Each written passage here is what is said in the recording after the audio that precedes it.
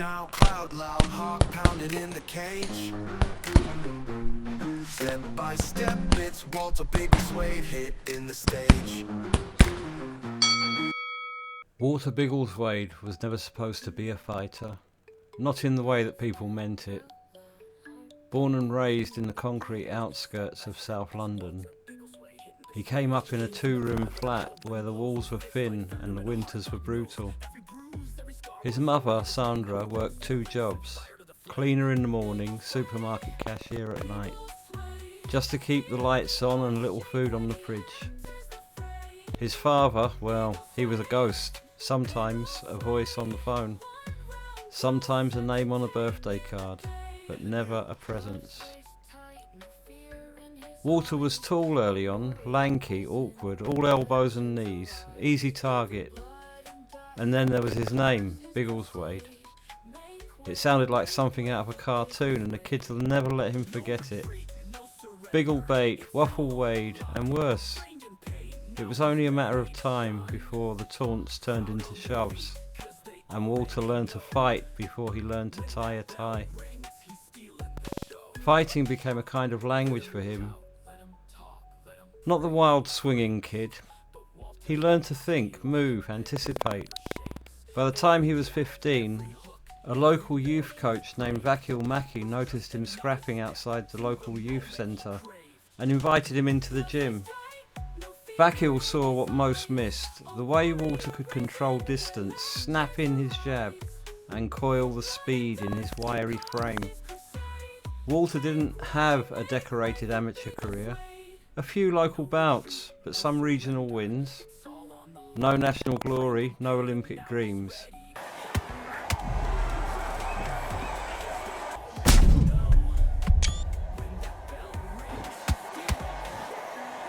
He wasn't in it for the medals.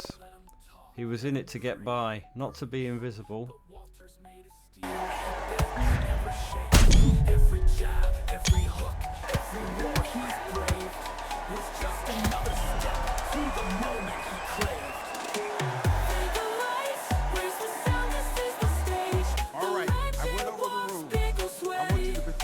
At all times, and what I say you must obey. Good luck.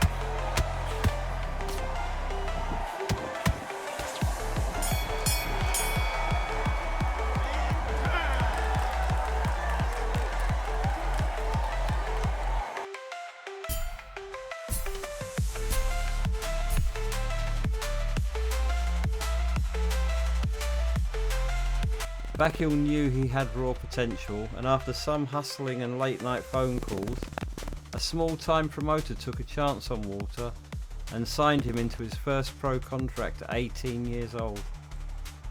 He's not driven by dreams of belts or pay-per-view lights. Walter doesn't talk much about world titles or legacies. He's starting with nothing, but he's used to that. All he knows is how to move, how to jab, and how to keep coming forward, even when the odds stack up. In a world that once laughed at his name, Walter Biggleswade is about to punch his way into something much bigger.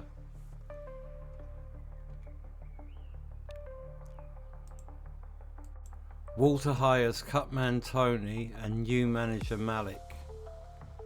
Malik quickly finds him his first professional opponent for his debut match. His name is Emilio Ibarra, with 26 losses and just 2 wins. But you know, it's a start, and Walter needs to get off the mark somewhere, so a great opportunity. Emilio's asking for too much of a purse cut, and eventually Malik negotiates a great deal for Walter.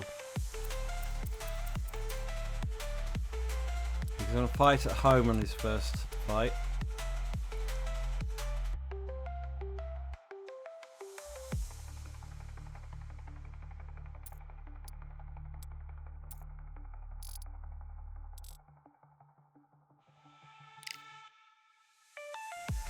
And surprisingly, Emilio accepts it. He goes to the gym, which the only gym he can afford at the moment, and gets straight into some training.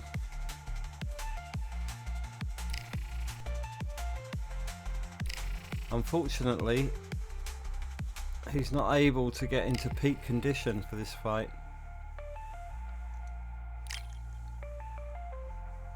And his coach informs him that it was slightly under par training camp, but bearing in mind the opponent that we're about to face, no real issues should occur during this fight.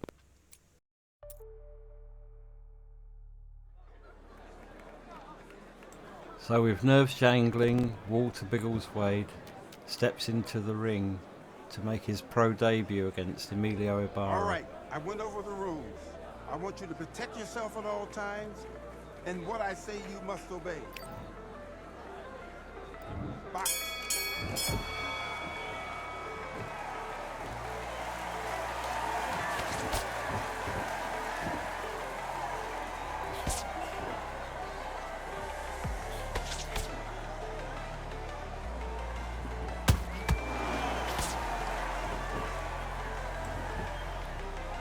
He quickly settles down into a rhythm of jabbing and moving. Emilio doesn't really have many answers for him. Let's go. Let's do it.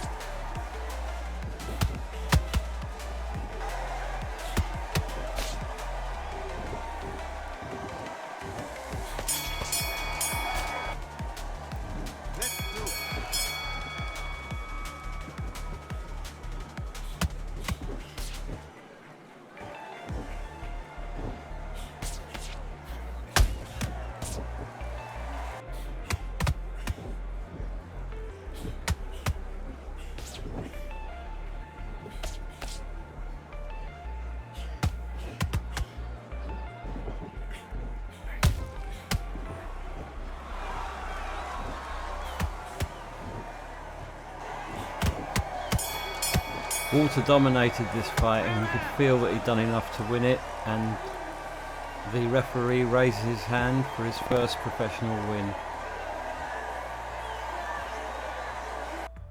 His next fight was to be against Eric White, who had 7 wins and 21 losses. It wasn't really much of a step up, but I want you to protect yourself still at a all good times, fight, good and what I experience, say you must and obey. Good luck. a few more quid in the bank.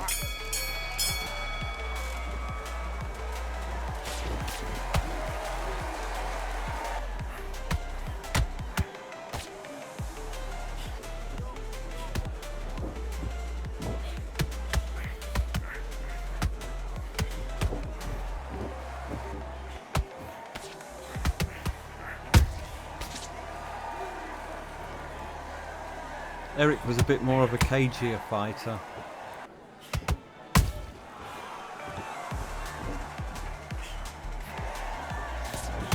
Walter had to find ways to break him down, to get inside, to get past the guard. But slowly, his speed and natural strength abilities started to show through.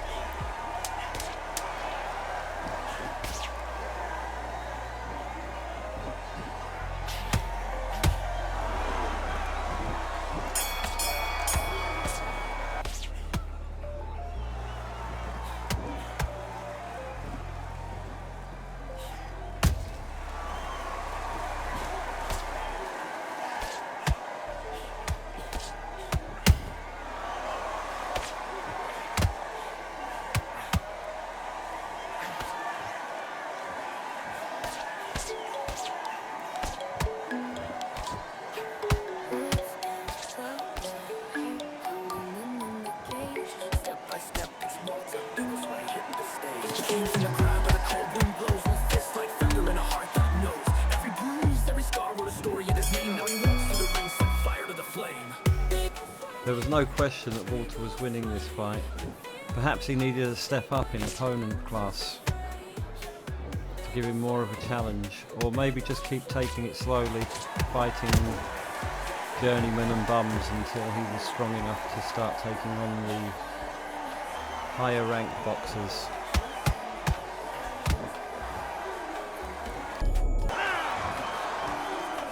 And as with the last fight, Walter wins. He did get a small cut though. He earned £2,400. He's now starting to earn a few pennies, but still not enough to move out of his mother's flat, unfortunately. But he is giving her a slightly better lifestyle.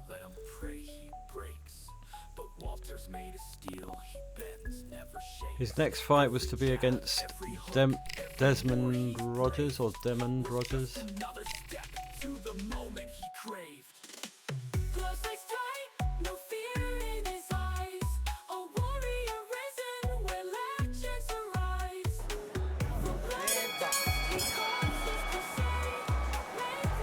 Desmond Rogers, or Demond Rogers, whatever you want to call him, was once again one of these cagey defensive type fighters.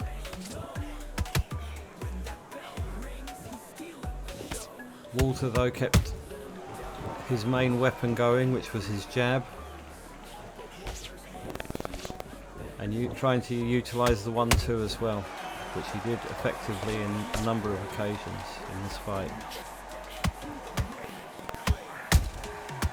Working the body and the head, Walter was weaving in and out, enjoying himself more than anything.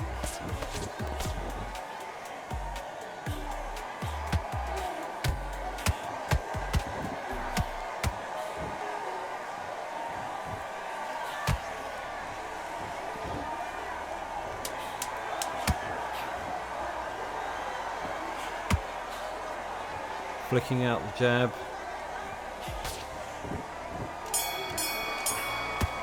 Let's do it.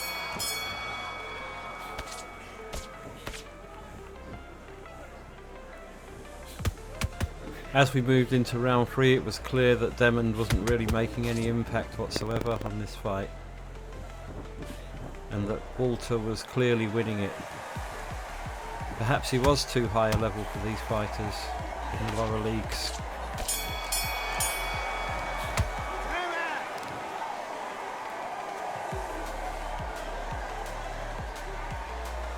His cornerman advised him not to get knocked out, and the fight is a definite win.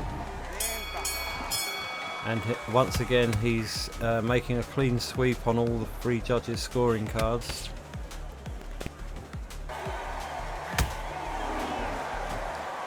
He's trying to manage his stamina as well by not throwing too many, trying to keep it to 2s and 3s when he's throwing.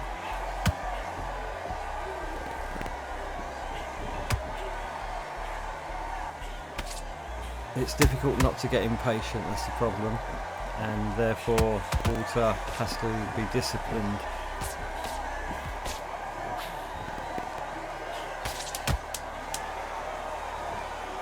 Rogers is looking pretty bashed in the face, and Walter still looks fresh as a daisy in this fight.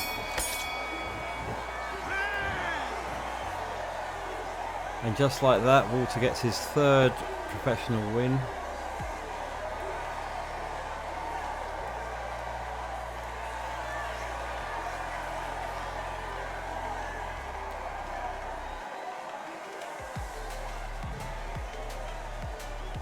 And one judge actually gave one of the rounds to Rogers, but you get that in boxing.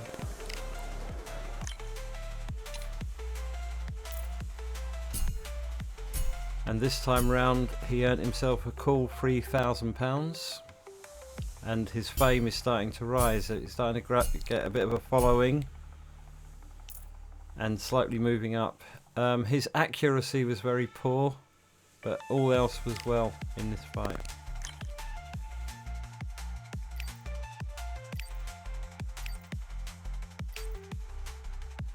The question next was who to fight next. So they, as a team, they searched through the rankings to see what would be the best fit for. Walter ended up picking his own opponent, Cleveland Davis, who was quite a bit of a step up from what he had been fighting and ranked quite a bit higher in the low 40s. So this was definitely a step up and a chance, a risk that he was willing to take to push his career forward.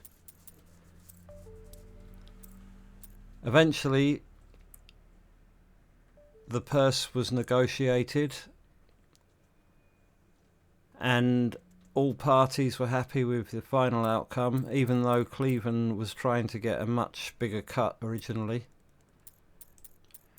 And we will pick up on Walter's story in the next episode and see how he got on against Cleveland. So thank you very much for watching and have a great day, everybody. Speak soon. Bye bye. Lights down, cloud loud, heart pounding in the cage. Step by step, it's Walter, biggest wave hit in the stage.